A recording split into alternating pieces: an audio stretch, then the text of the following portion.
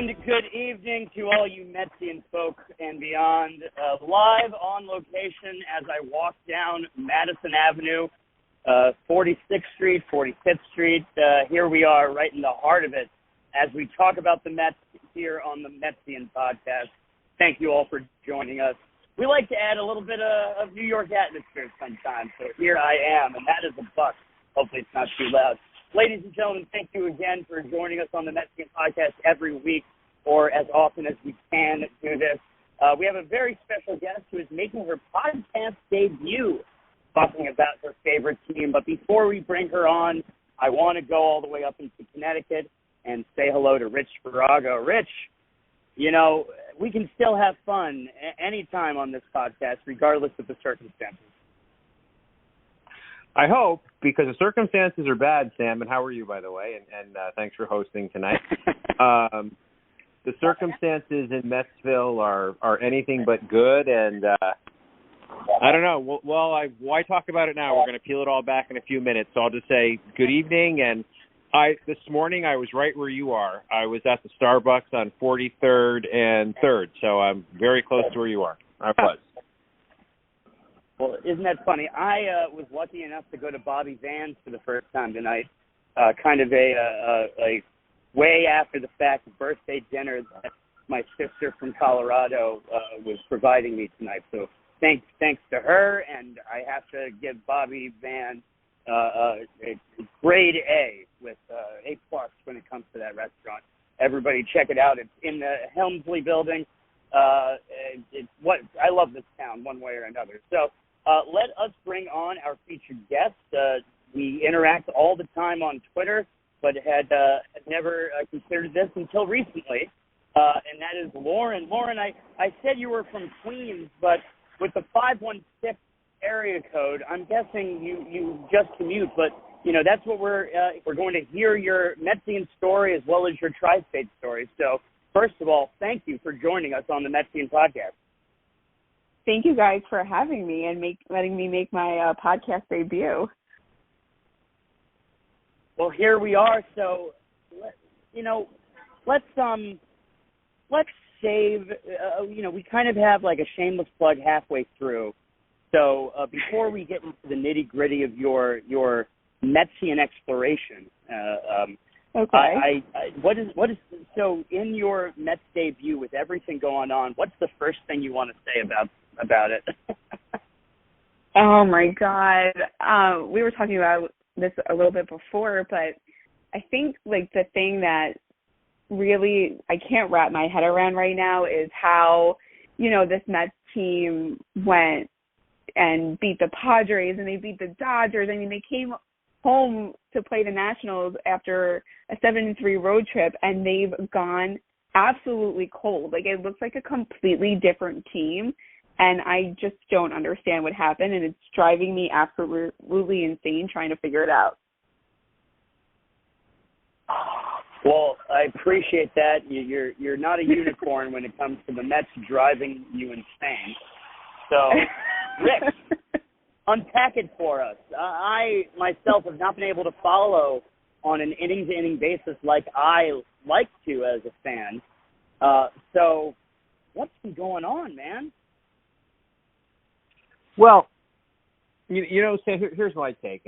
My take is going into the season, you knew there was some fragility involved. And the fragility was the age at the top of the rotation. So this team is supposed to be predicated on a strong starting rotation. And on paper, sure, absolutely. You've got Verlander, you've got Scherzer. You had high hopes for Senga, Quintana. Pretty damn good. But it was a bit fragile because of the age of Scherzer and Verlander. We didn't know what Senga was going to be. He pitched in the WBC, yeah, of course, but his body of work had been in Japan. The ball's smaller. People talk about that. We had high hopes, but we didn't know. He wasn't a known quantity.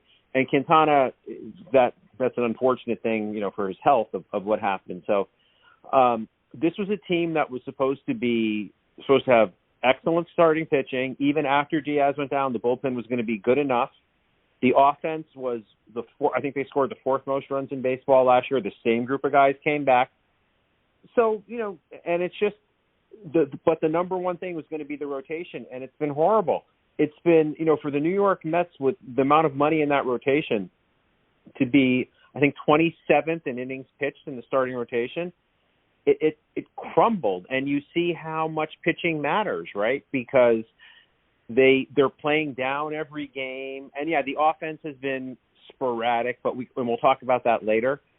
But what's happening here is the starting pitching is not holding up their end of the bargain, where a lot of the money is invested, and it's just been a disaster. They're playing, like I said, playing from behind every game, and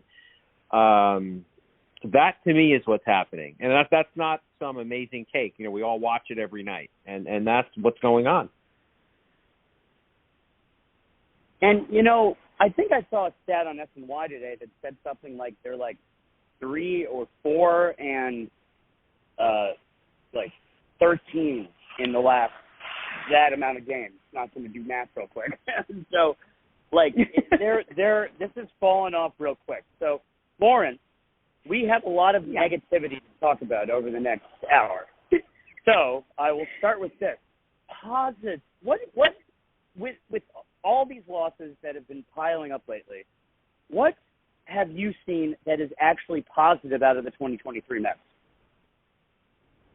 Oh, I feel like Mets Twitter is going to hear this and want to rip my throat out, but I'm used to that. I feel like, when you look at the lineup, Pete's still there and Lindor's still there. Like we said, these are guys, this is a lineup that consists of guys who won 101 games last year. I know that September happened and the wild card happened, and I get it. And that's the thing that sticks out in everybody's mind, especially with the way things are going right now. But, we know what this lineup is capable of. We know how destructive that they can be. And, I genuinely feel that they're capable of doing that again. I don't see any reason as to why they can't. But, I also feel that you have 2 young guys in the minor leagues who are absolutely tearing it up, and we're just leaving them down there. And I, at this point, can't see why we're continuing to do that. Can I jump in? Rich, let's. I was about to follow up with you on that. Let's go right into it. So, to support what Lauren just said, and again, I was thinking about this before the podcast, and I'm not sure if this is going to make sense, but let me know. The Mets, do you get the feeling, Lauren and Sam, that the Mets are playing with 24 players right now? And here's what I mean by that. Escobar and Pham, they don't even use these guys, right? These guys are phantom players that are not being used. So why in the living hell would you not bring up Mauricio and Vientos and just jettison these guys? They're, Escobar's in the second year of a 2-year contract. Pham's in a 1-year contract. And now, yes, I understand we don't want to bring up Mauricio and Vientos and have them sit on the bench. That's not what I'm saying. What I'm saying is Epler and Buck, they sit down and they figure out, if we bring these two guys up, how will we get them a reasonable number of at-bats? It's not really that hard because Vientos could DH against left-handed pitching, and the Mets have seen a fair amount of that, right? And secondly, you could get Mauricio in there because Canna's not doing anything, so you could put McNeil in left field, and then Mauricio could play second base, and not every day, but you can get them if you could figure out a plan to give these guys a reasonable number of at-bats so you're not stifling their growth. This way you're using your entire 26-man roster because they're not. It was driving me crazy, and I was thinking about it today. They're like, Pham and Escobar, they don't even use them. So find a way to make sure these guys get them at-bats, bring them up, and get rid of the deadwood. My God, what do you guys think about that? So, Lauren, before you say something, I will go here with Escobar. Now, mind you, the last time that I was at a game was the first game of the doubleheader, and Escobar hit a pinch hit home run. Hit a pinch hit home run to get us just a little bit closer. But that was the type of game it was, where we just kept trying to come back and could never get over the finish line. But I still personally think that, they need to use him better, like Rich is saying, but I still think Escobar has value on this team. When you talk about Canna, who I think has this weird, unsuspecting, dry personality that he's funnier than you'd expect, but that's not what's winning you ball games. Whatever he's doing in the clubhouse is not winning you ball games, and he's only hitting about .215. So Canna, I feel as if has less value on this team than Escobar, who's an excellent defenseman, can hit a pinch hit home run and get you one run away from tying the game in the ninth inning. I still think Escobar has value, and I would want that type of analysis out of the people who are making these decisions. Go ahead, Lauren. I agree that, first of all, I didn't even think about the fact that Escobar and Sam are barely even used. But now that Rich mentions it, it's true. When was the last time you've seen either one of them come into a game? And even when they do, I feel like it's just very unproductive. And, you go back to Vientos and Mauricio, who I feel like every day are hitting home runs or just, stacking up RBIs in the minors, and you're bring them up. Look what happens when you give Batty playing time and when you give Alvarez more playing time. They're starting to come into their own, and they're very exciting. And, that excitement could really spark something in a team. So why not? Why are you wasting them in the minor leagues when they could be up here getting their playing time, getting their experience, and maybe creating a spark in this team that we really need right now? So, Rich, first of all, before I pass it to you to keep having this topic-filled conversation, I want to stay on this. Is it Batty? Because I just want to make sure I haven't been there enough to hear whether maybe Brett Batty has said this is how it's pronounced. And Lauren, I'm not trying, I'm not passive aggressively calling you out. It's just that until a certain point, I've heard people say this, Batty instead of Beatty, and I think it was happening on the last podcast too that I unfortunately couldn't be on. Rich, so how exactly does Brett want it pronounced? Oh yeah, good question. Everything I've heard is Beatty. I mean, Gary Cohen says Beatty.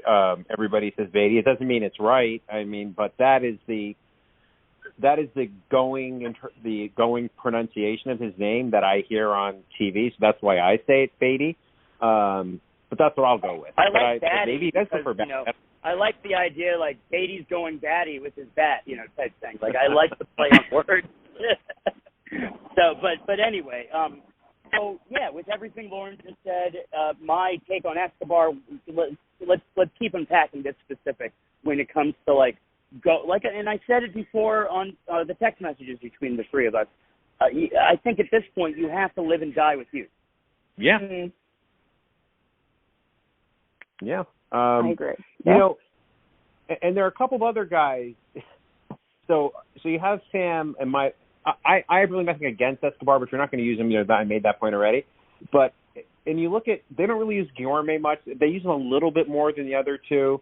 I know there are a lot of concerns about Vogelback, and I think that's a very divisive topic about whether or not Vogelback is a productive person that you want on the team or not. And that's something people talk about.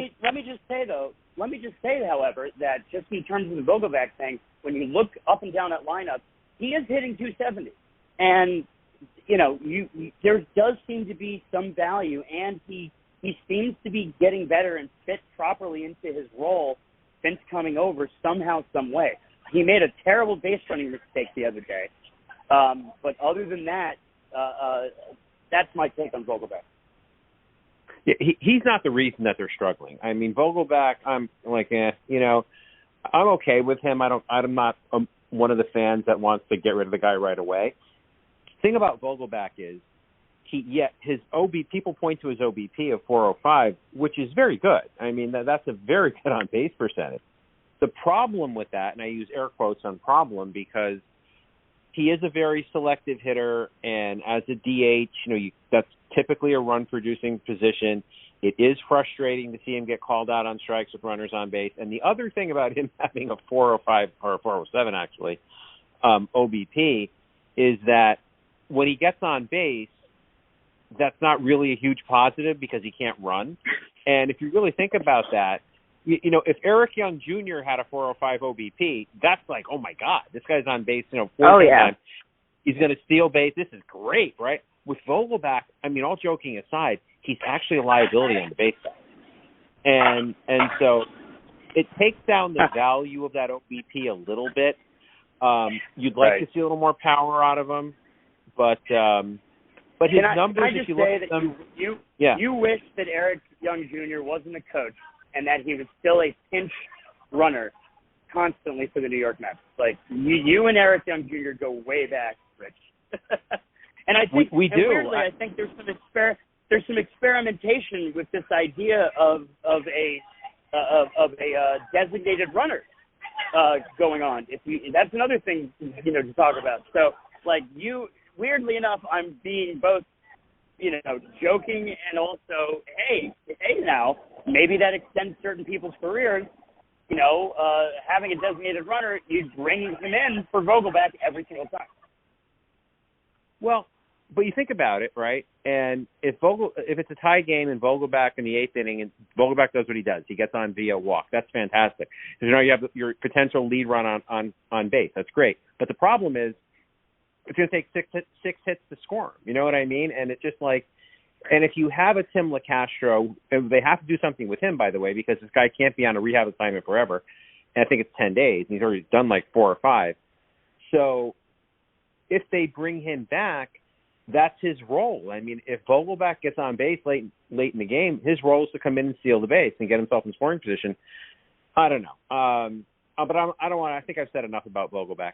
There are opportunities on this team. My summary statement is there are opportunities on this team to replace some players who are either not being used, not productive, and usually the two go hand in hand, and give these kids a shot. And I know I've seen Sal Licata go crazy about how many contending teams have 4 rookies in the lineup and all this kind of thing.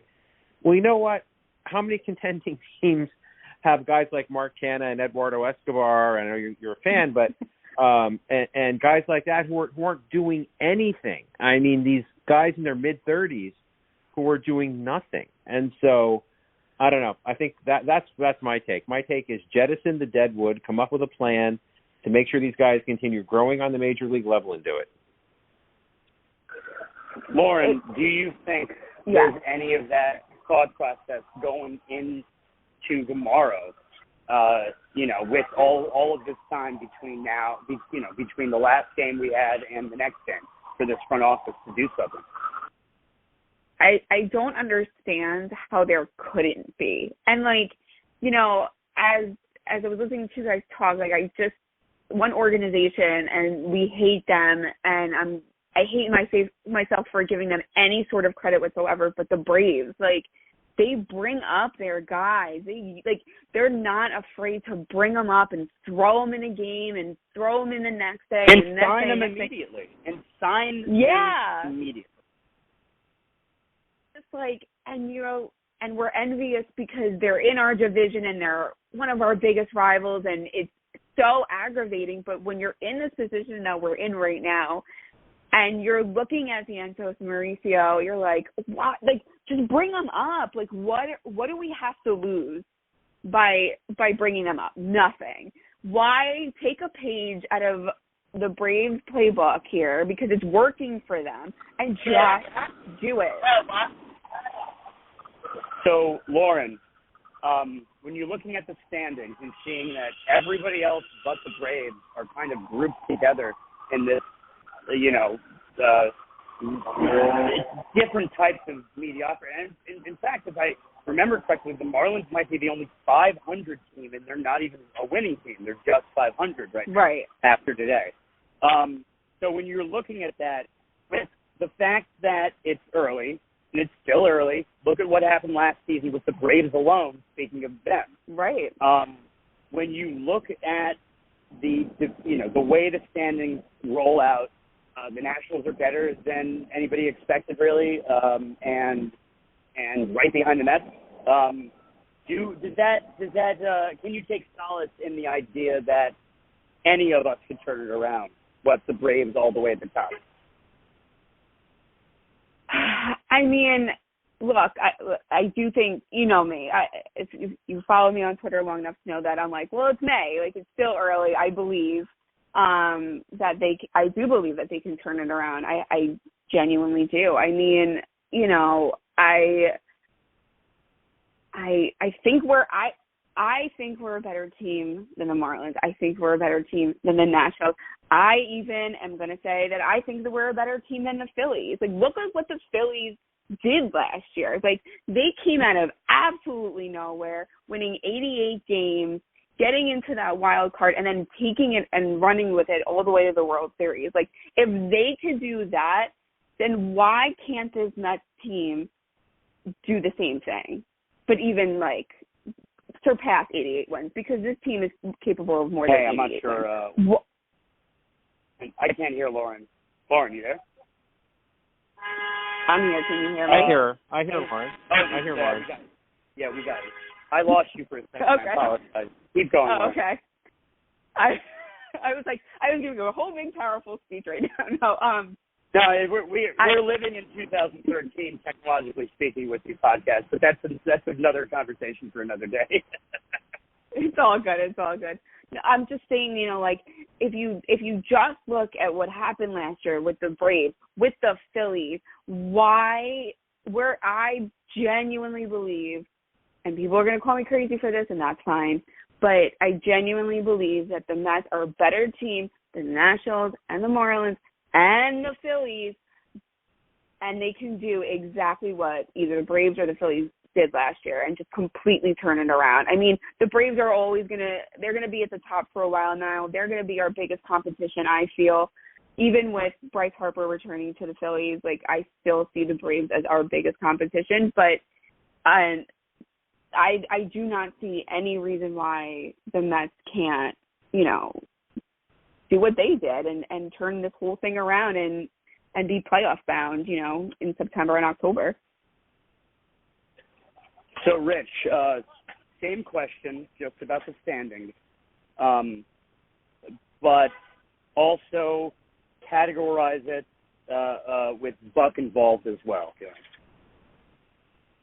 Well, all right, about the standings, I think at this point, obviously we all know, like Lauren said, it's very early and all that stuff. But I think the framing that I like to think about is right now the Mets are, last time I checked, they were 2 games out of a wild card. So if the season ended today, using a little cliche, they would be out of the playoff picture by 2 games. So being 2 games out of a wild card spot is nothing. It's especially when it's only May. And like Lauren was saying, all you have to do is get into the postseason. We saw it with the Padres. The Padres were not supposed to come into Citi Field and knock the Mets out.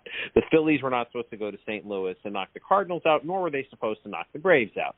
So as long as you get invited to the dance, that's what matters. Winning division, yes, I do think that's important. However, we've seen it's not mission critical. So right now, the way I'm framing it in my head, is there a game or 2 or 3 or whatever the number is, it's between 1 and 3, it's somewhere in there, of the last wild card, which is negligible. That's a rounding error.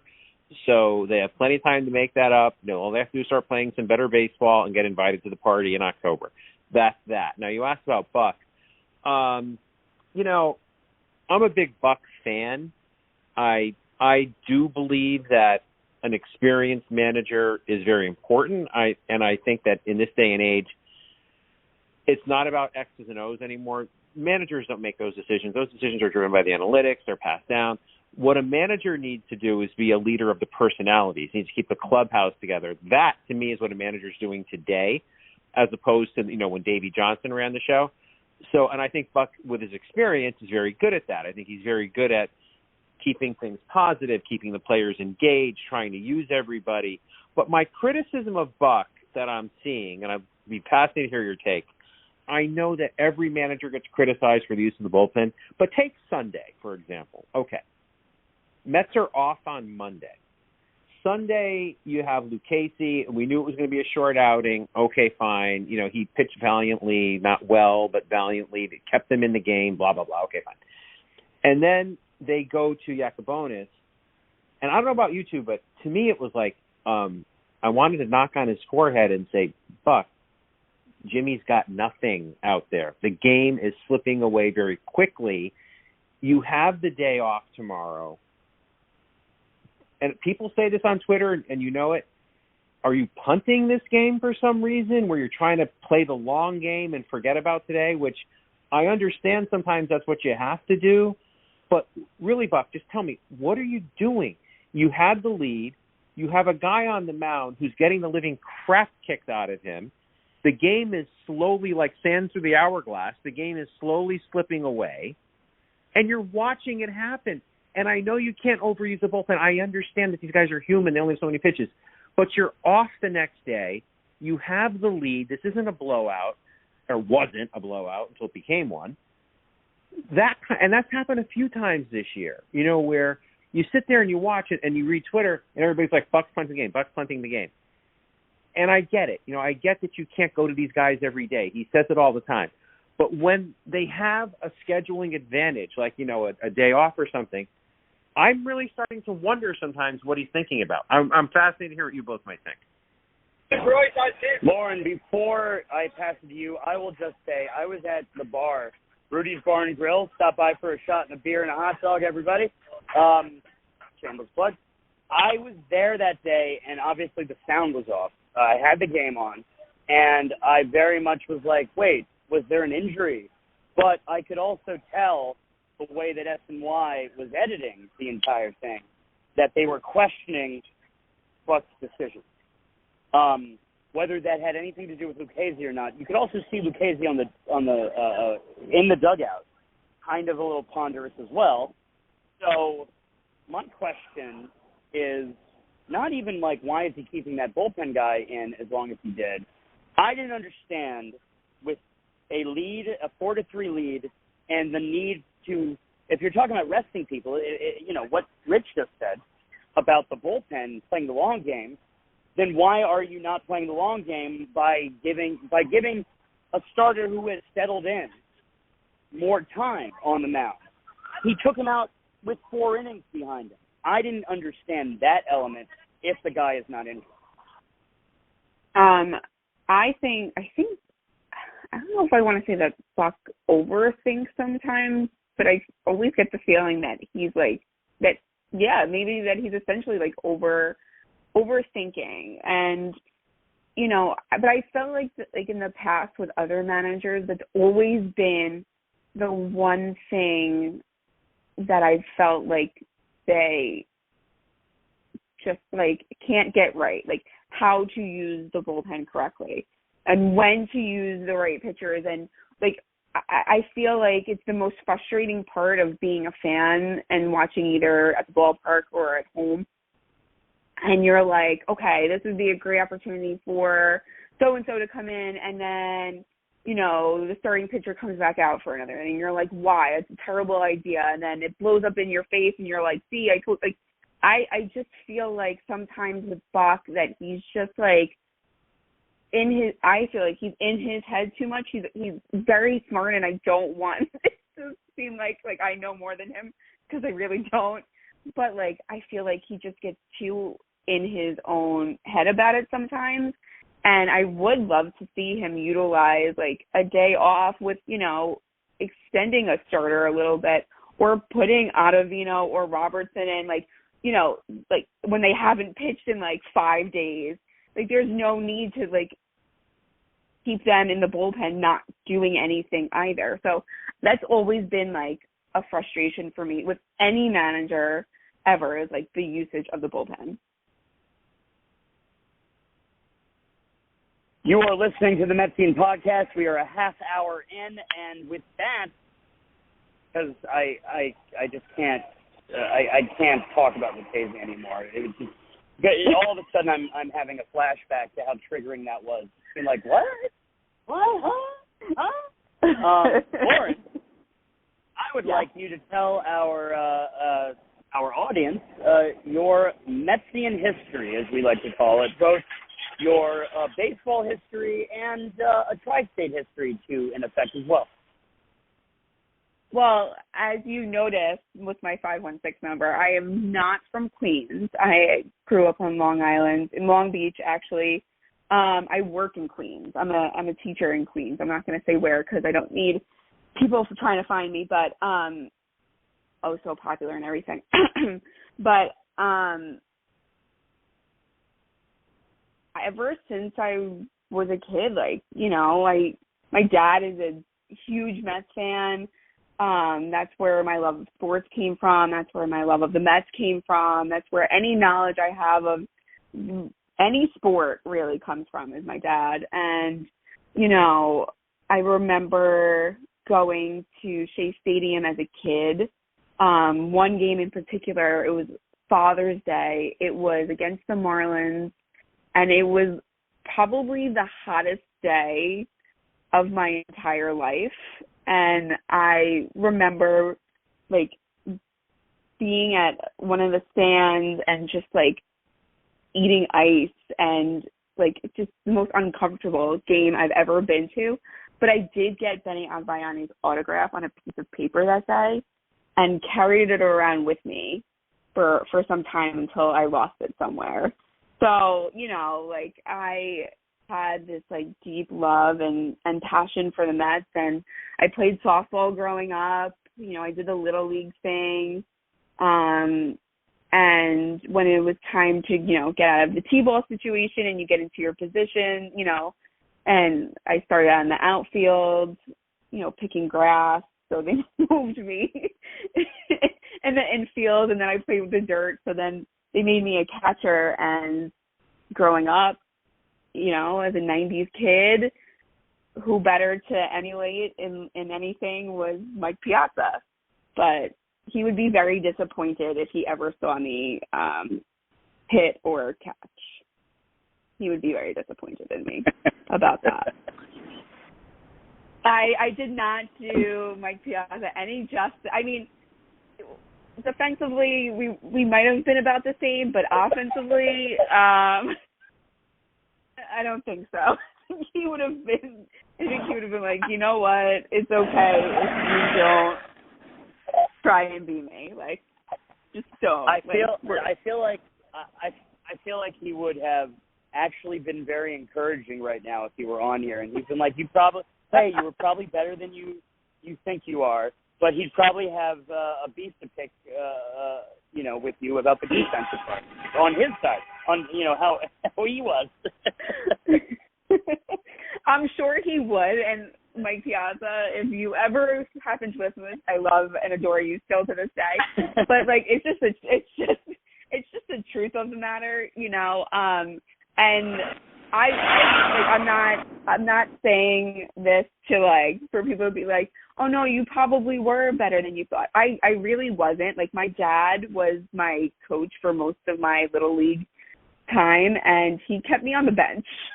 So if that doesn't speak volumes about how not good I was, I don't know what does. I really look, don't.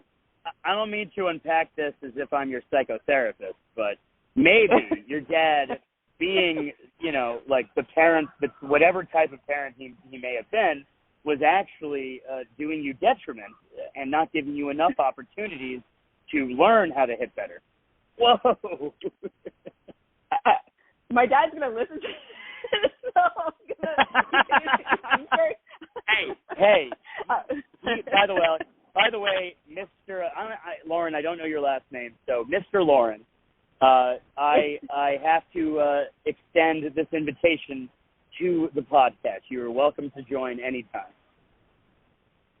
My dad would talk your both of you your ears off for like an hour, but I think he would be a lot of fun. Honestly, he has so much knowledge, and sometimes I'm just like, I listen to him and I'm just like, how? It's like listening to Gary Cohen sometimes. Like, and it's funny because I'll watch a game with my dad and we'll have SNY on, and he'll say something, and then like 5 seconds later, Gary says something, and I'm like, are you guys like the same person? It's really funny, to listen to him, but that's why I am who I am. That's why I'm the Mets fan that I am, is because, of my dad and, going to games with him and him telling me what would probably be useless information to everyone else, but is always like interesting information to me because it's what, makes me grow as a fan. And I don't know, I wouldn't have it any other way, to be honest with you. I mean, I would have it another way where the Mets were a winning team, but I wouldn't have it any other way otherwise. Well, Lauren, we really appreciate you sharing your story and also coming on the podcast tonight. And the way that I will segue this over to Rich, I may be going to get an Anthony Rizzo Mandalorian bobblehead tomorrow, Rich, but this podcast and what we have, just the character and there's just something different, having been on both sides of things between the Yankees and the Mets, of why I am so thrilled that I converted, even if I'm getting a Anthony Rizzo Mandalorian bobblehead, not just for myself. that was a decision tomorrow, but also because of a friend who not used to be a Cubs fan, who are Cubs fans and love Anthony Rizzo, and also love Star Wars. But Rich, this is why I love, no matter where we are, I love the Mets fan base. Well, the thing about Mets fans is that, we're loyal through thick and thin, and I think that's the best part. Like, whenever I meet people, I say I'm a Mets fan, that's a sign of character, right? Because if you stick with them and you go through all the ups and downs, and let's face it, I've been a Mets fan, I think, longer than both of you, and there are more downs than ups, to be completely frank, we know that. But, they're a team that you stick with. I don't know, they become part of you. Like, Mets fans are, I think, loyal to a fault. I don't say to a fault. They're extremely loyal. And you see the same level of passion in this fan base every year. So, yeah, I mean, those are all really good things.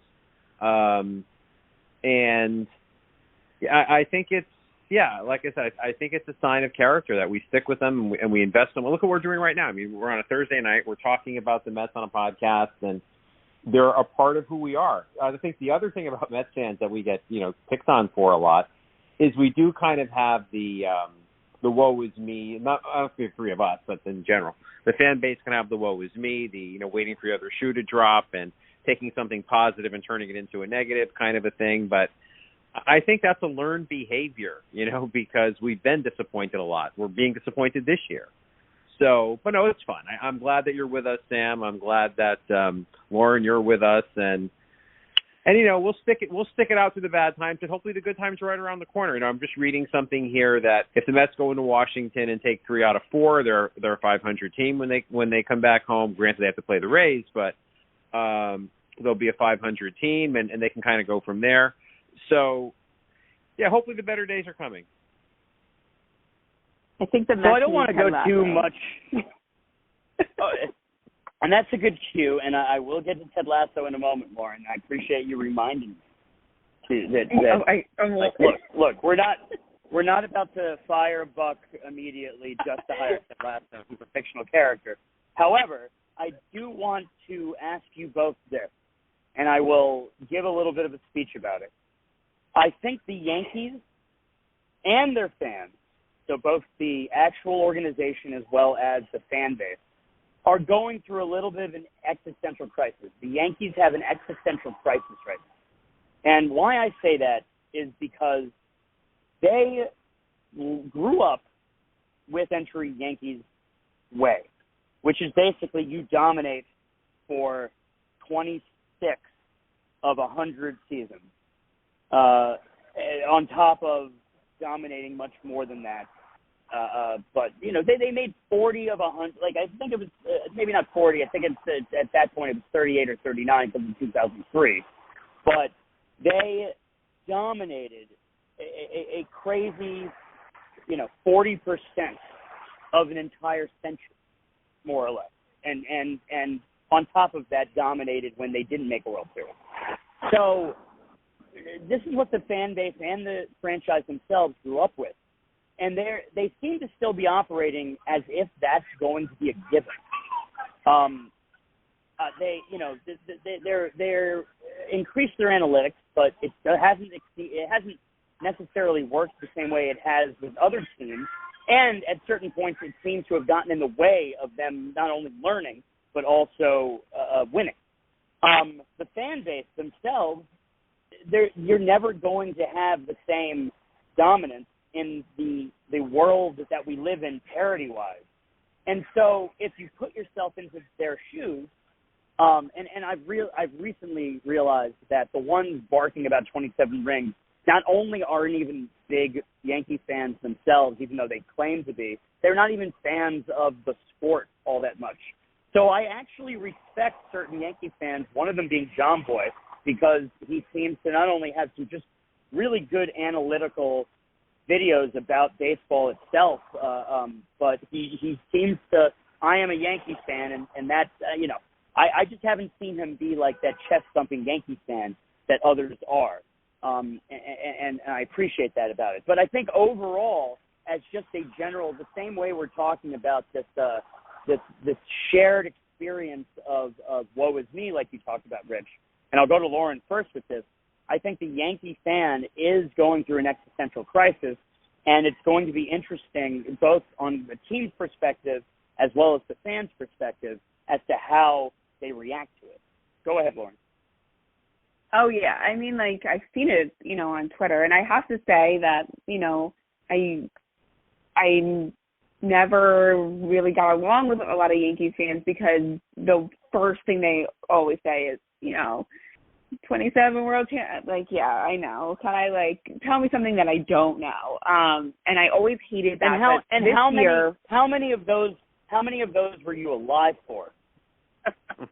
Right. Yeah. Like, that's always the thing is that, there are usually people, around my age, maybe a little bit older, but usually younger, who are, screaming that at me. And I'm like, did you see one? Who literally only lived through 2009. Right. Exactly. And I'm just like, okay, what? That's your only thing that you have to, scream in my face. And at this point, I'm 32, and that's something that I've heard my, entire life about how many rings that the Yankees have and blah, blah, blah. So it's not something that, insults me anymore because I'm just like, okay, congratulations. Do you want a cookie? I don't know what you want for, telling me this. But I have but, on Twitter have had some interactions with some decent Yankee fans recently, and ones who are able to have that a logical conversation with you and be like, yeah, no, the Mets are a good team and I respect it, and you're like, well, you guys exist, are you okay, is this real, am I dreaming that a Yankee fan is able to give the Mets any sort of credit? But watching Yankee fans on Twitter right now is probably one of the most fascinating things because their tweets are so similar to Mets Twitter tweets. It's just become one big mosh of what fan base am I reading right now, because it's the same the world is crashing down, everything's gone wrong, I want to run in front of a car kind of tweets that I'm seeing, and I'm like, who's who? What is happening? So yeah, I definitely agree. Yankee fans are going through it right now, and I kind of think it sucks because last year when both the Mets and the Yankees were doing really well, it was so much fun. And but yeah, no, they're becoming very similar to Mets Twitter. So, Rich, before I send it your way about this, I'll also add this context to the Yankees' existential crisis. They have always been what the Houston Astros are to them now, to every other team. I can't remember at any point, and maybe you can bring some insight on this somehow, some way, in terms of ever during any period, whether it's the 60s to the late 70s or the 80s, when, ironically, the Yankees are the most winning team in baseball, and they Yankee fans like to pretend like that was the dark period. They've never had a team for them like the Houston Astros are now. And I think that's also a part of the existential crisis Yankee fans are having. I think that's true. I can't think of a team like I can't think of a version of the Braves to the Yankees. You know what I mean? The Yankees always found a way to beat anyone. Like they were to the Kansas City Royals in the 70s what the Astros are to them now. Because the Royals would have these really good seasons. The Yankees and the Royals seemingly met in the ALCS every year, and the Yankees always won until 1981. The Yankees always won. They were Lucy pulling the football away from Charlie Brown because those Royals teams were very, very good, but they just could not beat the Yankees. Like the Mets teams of the 90s could not beat the Braves. And as you were asking the question, I can't think of any team that's given them that kind of trouble. Yes, of course, the Red Sox 1 year in 2004 when they were down 3-0, but it's not a year-over-year kind of a thing. But getting back to the existential crisis, let me ask you guys this question. Is it that the Yankees are becoming like Mets Twitter, or is Mets Twitter and Met fans becoming like the Yankees a little bit? Let me tell you why I'm saying that. Typically, the kind of angst we're feeling right now, or whatever we're feeling as Mets fans, that palpable thing, it comes from unfulfilled expectations. Because, Sam, when we were doing this podcast in 2013, we were talking about, okay, look, we just want the Mets to be respectable on the field. We know they're rebuilding, blah, blah, blah, blah. There wasn't this anger. There wasn't this, fire Epler because they spent $370 million and teams not as below 500. Because right now the Mets have expectations. And those high expectations that come with a high payroll are not being fulfilled. So now you're seeing more venom on Mets Twitter. You're seeing more anger. And the two fan bases are kind of merging because that's what Yankee fans are going through. They're supposed to be the Yankees. Their expectations are not being fulfilled. We're the New York Yankees. Why are we in last place in the American League East? I mean, Michael Kay was whining about that at the beginning of tonight's game against the Rays. He was talking about, if the Yankees are in any other division, they'd be in first place. He was, oh my God, give him a tissue already. You know what I mean? But it's like it's that angst and anger that comes from we're supposed to be here, we're here, we're mad about that, and we're gonna turn on each other. Both fan bases are kind of doing the same thing, and I think it's coming from the fact that now as Mets fans, the Yankees believe they should win because they wear the pinstripes. The Mets fans now feel like we should be winning because we have a $370 million payroll and the richest owner in sports. Does that make any sense? Yeah. No, it totally does. I think Mets fans sometimes, certain Mets fans can have a bit of hubris, which is ironic because that's what we kind of gave the Wilpons crap about for so many years, was their hubris. So I always feel, and I'll tell this story. I was at a game in Colorado where the Mets were playing in 2012. I was in the bleachers. Great. If you haven't been to Coors Field, everybody should go. It other than the way it plays, it's my favorite ballpark. It would be a pitcher's park anywhere else if it weren't in Colorado. But it's a gorgeous ballpark, and you just wish that one, I wish the uniforms were better, and two, I wish that they figured out a better way of having success in a place like Denver, because Denver's one of my loves. But I was out there, and it was the top, I think, of the 10th inning, and we had just gone ahead 6-5. And all of a sudden, some Met fan stands up and starts applauding loudly, but then kind of also like mocking the Rocky fans around him.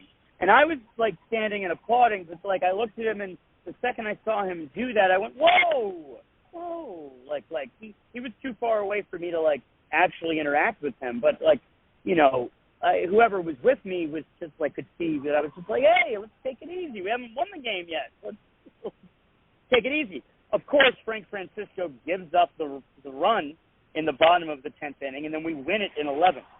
But we're only lucky that we won it in 11th. sometimes, Lauren, I'll send it to you with this. Sometimes I do think, to what Rich is talking about, the fan base kind of merging. It may have been happening way before this particular intersection, this particular junction.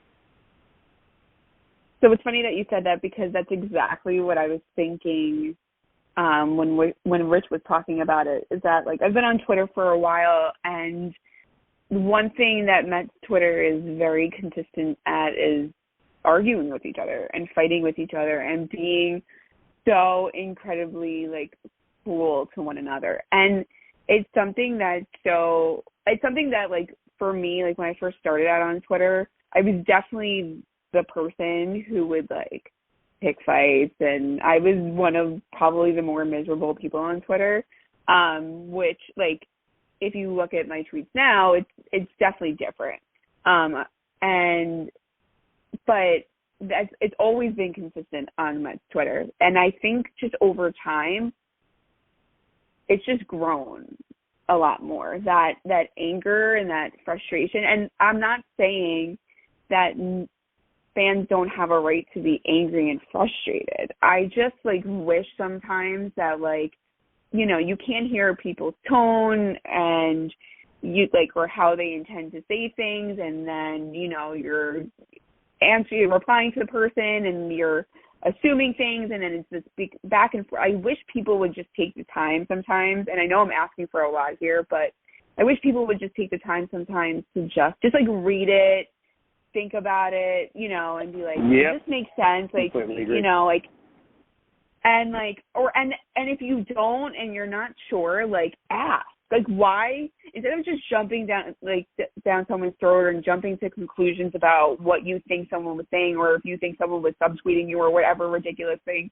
that we're going to fight about, like, why don't you just ask the person? Like, and if you don't want to do it publicly, send them a DM and just be like, hey, like, what did you mean by this? Like, I feel like it would just be so much better if people just stopped and just were like, you know what, like, let me just read this again. Like, maybe there's something I'm not understanding, like, you know, and if you aren't, just ask. Like, just ask the person. There's no need to jump down someone's throat and just automatically, you know, go after them in such a cruel way when we're all talking about a baseball team that we love so much. And we all want that. Like, we want them to win. We all want that. That's the main goal, is we want a winning team. We want a championship. We want many championships.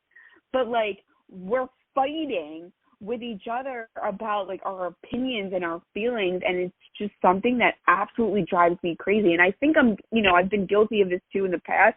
I may be guilty of this now, and I don't realize it. I try to be as self-aware as possible, but, like, it's something that just genuinely frustrates me, and, you know, my positive attitude gets me absolutely nowhere on Twitter. Everyone just told me, like, you're not alone. Go away. But You're not alone. You're not alone. And unfortunately, a lot of times the way it is written, tone is obvious. And so, first of all, I think this has been a rather profound episode of the Metsian Podcast. So, it's considering that we're gaining close to the tail end of it, I just have to say thank you for not to say that we don't always have these great episodes, but there is something very, very fitting, and just the way that we've talked about both the team, the dynamic of both teams in the city, and the fan bases themselves within the modern social media context has been really beautiful to me. So thank you, Lauren. I appreciate you being a part of this. And I will, since we are going to segue off of it, I will go first to Rich. Just about, you know, we're coming 5 minutes. We're coming 5 minutes till the hour. So, Rich, where do you want to go with this podcast? Well, you know, I think we kind of covered what I wanted to cover early, which was what would we do, you know, to try to turn the ship around. And I think we agreed that calling up the young guys and not looking at them as saviors, but finding a way to work them into the lineup. I think we all agree that might provide some life to this team. The team looks lifeless. And with youth, and they're the oldest team in baseball at the beginning of the season. Maybe it's time to inject some more youth. Beatty and Alvarez have worked out fine. Alvarez it's been fascinating to watch him develop right before our eyes. Think about what he looked like in Atlanta last year when they called him up. I mean, he looked like Dave Kingman. He looked worse than Dave Kingman. I know that he predates you two, but Dave Kingman was a strikeout or home run hitter, frustrating to watch. It was Alvarez. He was swinging from his heels. And think about what this guy does now. He goes the other way. He puts good at-bats on. He gives you good framing. He's a good defensive catcher. The guy so we're seeing that. Beatty, we're seeing it too. I have no problem going back to the well 2 more times and trying to do something because it's just not working. What's here is not working. And it's not a question of just being a typical fan overreacting. There's something fundamentally wrong here. And I've never been a big fan of, fire the manager. I'm not suggesting that. What I'm suggesting is let's identify dead wood. Let's get some youth in here, maybe some exuberance, and try to light a fire because still early, but a month from now we might not be saying that. We're about to turn the quarter pole of the season. They have 40 games in, I believe, right? And so you're at the quarter pole of the season. I don't want to get to the All-Star break and have this continuing. So the season is salvageable. You're not going to go out and make a bunch of trades right now, but I think you can identify some ways within your own system of doing some things. So that's where I wanted to go. Lauren, take it away. I'm going to go right back to bringing up Vientos and Mauricio. Like Rich said, like we talked about in the very beginning of this podcast,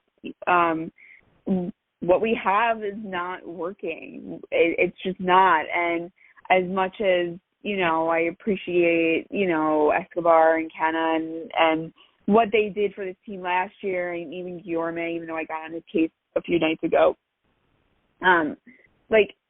something has to give. And I know people will be like, oh, but Mauricio and Vientos don't, help the starting pitching problem. And that is correct. They don't help the starting pitching problem. But we need to start somewhere and fast because this season can get away from us just as fast. And I don't know what more has to happen for the front office to be like, Vientos and Mauricio or one at a time, however they want to do it. It doesn't matter. It just needs to happen. Something needs to happen. It could be the spark that we need, and the longer they stay down there and the longer that we struggle up here, we'll never know. So let's just do it. Bring them up. Let's see what they can do. Get rid of the players who, really don't have use or a place on this team anymore, and let's get it going. So, Rich, it sounded like you were going to say something else, and I'll ask you to repeat that. But she's right that it doesn't help the starting rotation, and obviously I need to do a little in-depth diving into where the current farm system is when it comes to starting and pitching options. But I think there is something to say about youthful exuberance and a shot in the arm, even for the starting pitchers who have been struggling. There is something to be said about the personnel around you. And I think when you have an old starting rotation, maybe and Verlander's looked good for 2 starts in a row. But Scherzer's been struggling, obviously, as to what pitcher he currently is now. And I don't even want to go into the whole sticky alcohol situation because it just reminds me that Rob Manfred's running the mafia. But where were you going to go? But also, go ahead. Well, I wanted to get both of your takes as younger fans on the pitch clock and some of the rule changes. And I think it's the fun thing that we don't have to spend a lot of time on it, but I could say this. Maybe Lauren will go to you on this. Sam, you can comment on it. I love the pitch clock. I love the faster pace of play. I think it's great. I love I wish we didn't have to be in a place where we had to restrict shifting because guys know how to go the other way, but they prove they can't do that or they're not being trained to do that. So I like the shift restrictions. And as much as we all have a disdain, I'll speak for myself, I think a lot of fans do, have disdain for Rob Manfred, with his fake golf swing when they're trying to negotiate the collective bargaining agreement, and he doesn't really know how to read the room. He seems to not get it, like he seems to be kind of socially unaware. But the rule changes, as much as people moaned about them, I think the game, other than the Mets, the game on the field is more entertaining. But I'd be fascinated to hear both of you, because I lived through faster games. Then I went into the slower games. Now we're back to the faster games, and I really like them a lot more. But I'd be curious as to your take on that. So I always remember just being at the ballpark for like hours on end, and for me personally, I loved that. Like I the more time that I can spend at the ballpark, the better. Like that's me forever. I just love being there. It ignites like this childlike, feeling in me, and I just love spending time there. So the fact that we have the pitch clock and we have these faster paced games, and I feel like I'm kind of like shuffled in and shuffled out really quickly, is a little disappointing. Maybe it's just something that I personally have to get used to because I'm not used to it. Or maybe it's something that I'll never get used to. I don't know. It's only been, 40 games so far, so I'm still personally adjusting to it. All of a sudden, you have a 7:00 start and the game's over by 9:30, and you're like, what am I supposed to do right now? I don't know what to do with myself. And I'm like, what does one do? Because I'm used to the games ending at 10:30. So I'm like, what? I have time? What is that? So definitely it's something that I think I'm adjusting to, and maybe one day I'll love it. But right now I'm kind of like in between a rock and a hard place with it. So, Rich,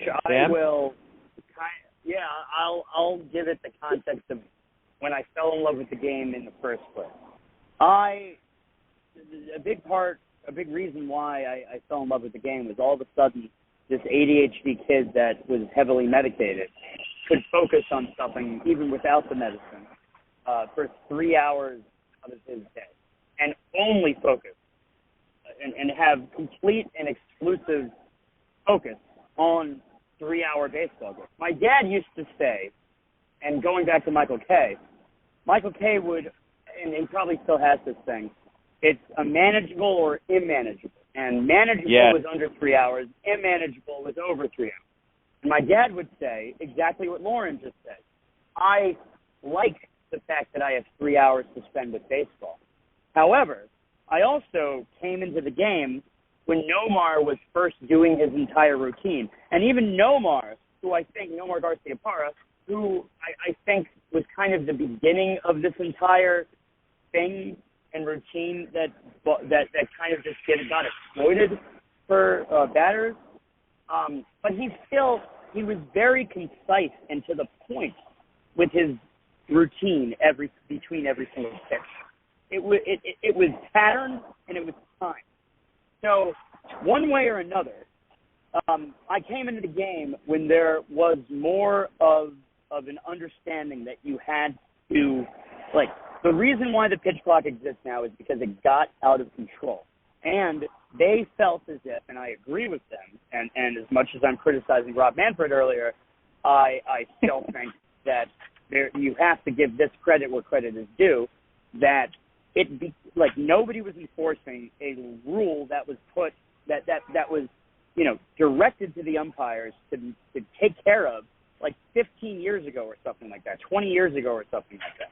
So I think it was a necessity, and I love it because I'm also going through my own existential crisis in that I have been trying to find more structure, more cohesion, and more focus in my life. And so when you see something like that does deliver it to the game I love, I'm all in favor of the more structure. Now, mind you, certain things do take away from the strategy, like only being 2 throw-overs. However, you could also argue with throwing over to first base that it had gotten out of control how many nonchalant throw-overs had started to happen where you're not even trying to pick the guy off. Now, you have to try to pick the guy off because you only have two of them. So there is something to be said for, even though it takes certain aspects away from the game, it is also not 1920 anymore.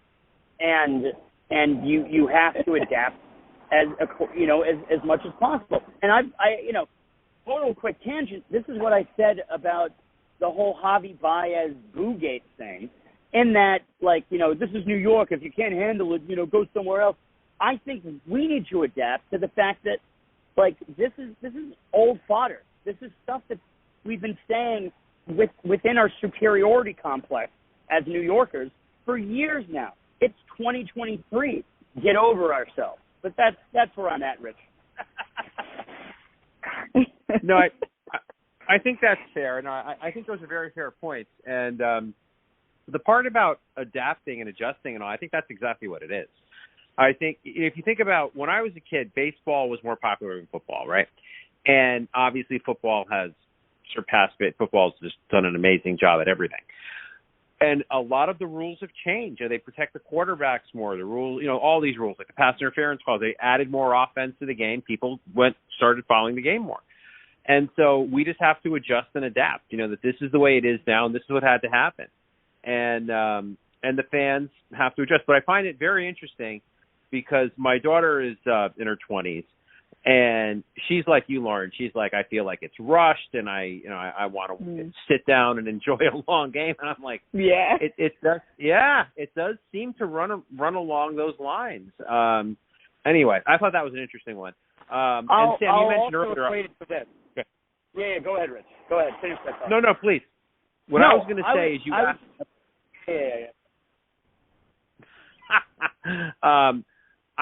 You asked about the potential rule changes that are being piloted this year, and I wrote about that for Mesmerized. And real quickly, I don't know what you both would think about a designated runner. They're piloting that in the Atlantic League, and what that is a guy who can come in and as many times as they want to use them, and it could just run for anybody. So potentially could run for somebody, come right back, go run for the guy who just hit the double, be on second base.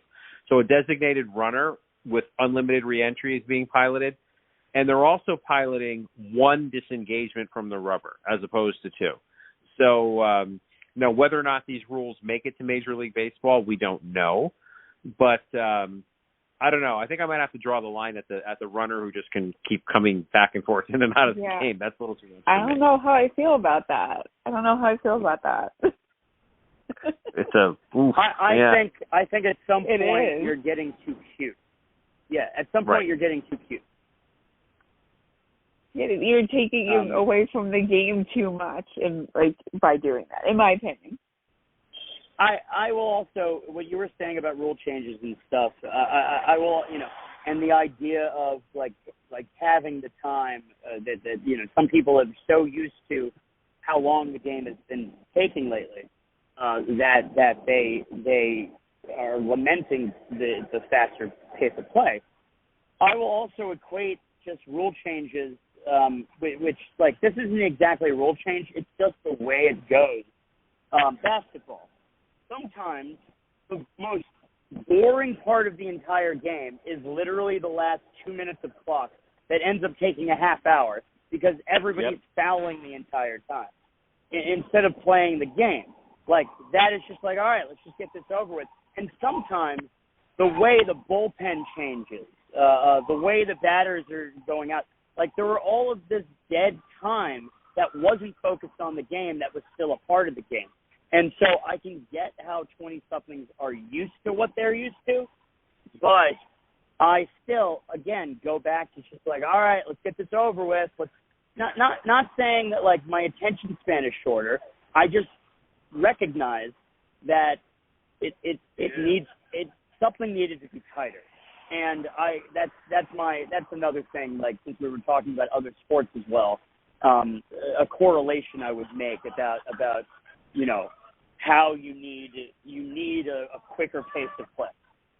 So and with that, I believe I will segue to the end of the episode. You have been listening to the Metsian Podcast, and we're so thankful that you do. And I'm going to go to Lauren for her shameless plug, but first I will say thank you for joining us. But we like to do this at the end of the episode. We do shameless plug and final word. So I will go to you first, Lauren, for your shameless plug and final word. Oh, my goodness. Well, first of all, I mean, thank you guys for having me on your podcast, trusting me to come on and do a good job. So I hope that, that I've done that. But I can't end my time on this podcast without, plugging in one of my favorite quotes from Ted Lasso, only because I think that, it's very fitting for the best right now. Didn't I? Yeah. Okay, Lauren, before we go, I did mean to ask you about this. Ted Lasso, number one, I haven't seen this week's episode, so you'll have to hold off. It's not from that.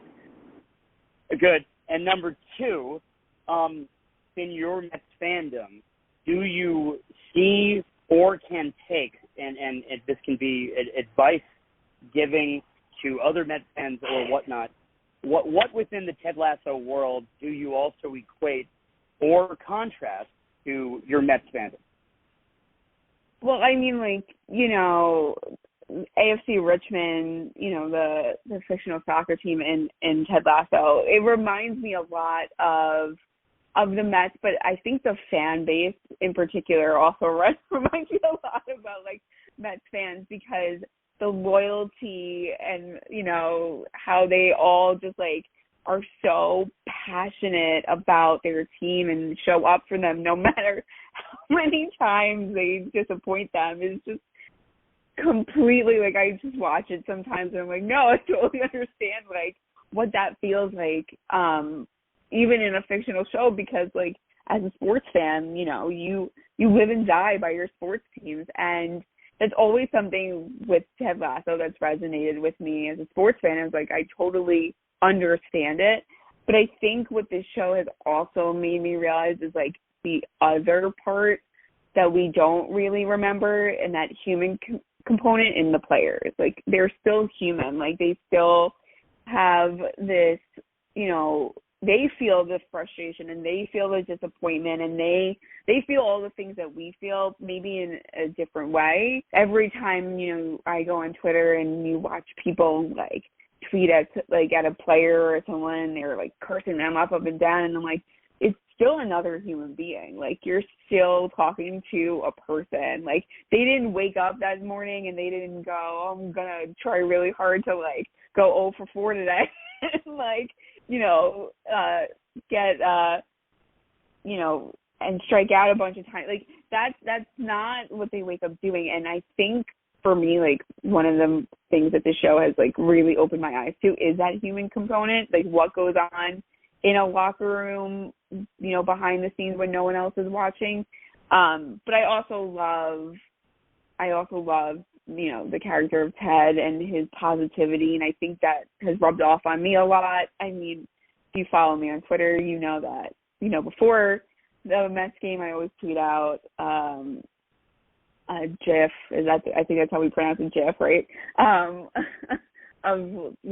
Ted pointing to the belief side, which I do have in my own classroom, and I point to it to my students too. And when the Mets win, I have another one. And I just love his optimism and his perspective of looking at it as there's always tomorrow. You go back out there and you try again. And I don't know, for me, as someone who has "You Gotta Believe" tattooed on my wrist, and it's something that I genuinely try to always remember, and as a sports fan, as a person, as a teacher, and I don't know, it's just why I love the show so much, and why I try to put it into my tweets as much as possible. Lauren, I believe in ghosts, but more importantly, I think they should believe in themselves. I think they should believe in themselves. That's one of my favorite lines. One of my favorite lines. I also Ted Lasso.